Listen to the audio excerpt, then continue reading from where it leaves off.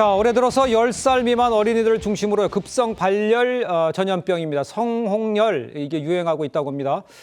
병원을 찾은 어린이 보호자와 전문가의 목소리를 함께 한번 들어보도록 하겠습니다. 원에 돌까봐 그럼 저희 아이들도 걸릴 수 있는 확률이 높아지니까 놀이터 가서 이것저것 만지면 이제 손 씻는 거 뭐 이런 거 더 신경 쓰고 하는 건 있죠. 콩팥에 사구체에 문제가 생겨서 피오줌을 누거나 단백뇨가 생기거나 심장의 다른 문제 때문에 숨이 차거나 이런 합병증들이 생길 수 있어서 자세한 이야기 이제 권상희 시사평론가 나와 계십니다. 안녕하세요. 안녕하세요. 예. 자, 성홍열 심각한 합병증까지 올 수 있다고 하는데 주의가 필요해 보입니다. 일단 증상이 감기와 비슷하다고 그래요? 네, 그렇습니다. 이 성홍열이 백일해와 같은 제2급 법정 감염병이라고 합니다. 네. 이 감기 증상에서 보통 볼 수 있는 게 뭐 고열이라든지 구토, 인후통 같은 거잖아요. 네. 이런 증상이 나타나는 게 바로 또 성홍열이라고 하는데요. 12시간부터 48시간 뒤에는 몸통과 이 팔다리에 선홍색의 작은 발진이 발생한다고 하고요. 또 혓바닥이 빨가면서 오톨도톨해지는 일명 이걸 딸기열이라고 하는데 예. 이런 증상이 성홍열의 특징이라고 합니다. 네. 뭐 우리나라에서 마지막으로 유행한 게 2017년이라고 전해지고 있는데요. 이 해에만 성홍열 환자 22,900여 명이 발생을 했다고 합니다. 그래요? 통상 3, 4년마다 이 큰 유행이 반복되는데 이 코로나 팬데믹 당시에 사회적 거리두기가 유행 주기를 바꿔놨기 때문에 네. 최근 환자가 늘어난 것으로 방역 당국이 보고 있습니다. 그렇군요.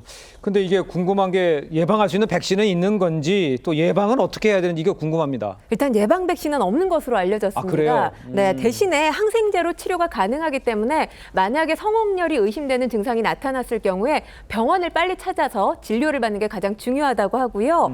일단 항생제 치료가 늦어지게 되면 아까 리포트 보셔서 아시겠지만 신장이나 심장 등의 합병증이 발생할 가능성도 있다고 합니다. 예. 가장 중요한 예방 수칙 말씀을 드리면 저희가 코로나 때 계속해서 했던 것들이에요. 네. 손 씻기 그리고 기침내절 같이 기본적인 감염병 예방 수칙 지키는 게 중요하다고 하고요. 예. 또 수건이라든지 식기와 같은 개인용품 역시 공유하지 않는 것도 예방하는 방법 중에 하나라고 알려져 있습니다. 그러니까 이제 특히 어린 자녀 가지신 분들 좀 신경이 많이 쓰이실 것 같은데 만약 이 성홍열이 진단을 받으면 어떻게 해야 되나 또 전염병이기 때문에 격리가 필요한 상황입니까? 어떻게 봐야 됩니까? 격리를 해야 되는 것으로 그래요? 알려졌습니다. 왜냐하면 예. 사실 치명률은 1% 이하로 알려졌어요. 하지만 전염력이 상당히 높은 상황입니다. 네. 이 항생제 치료를 하고 나서 24시간까지는 전염력이 그대로 남아있다고 해요. 네. 그래서 이 24시간까지 유치원이나 학교 같은 집단시설 가지 않는 게 바람직하다고 하고요. 네. 이 시간이 지나게 되면 전염력이 크게 감소한다고 합니다.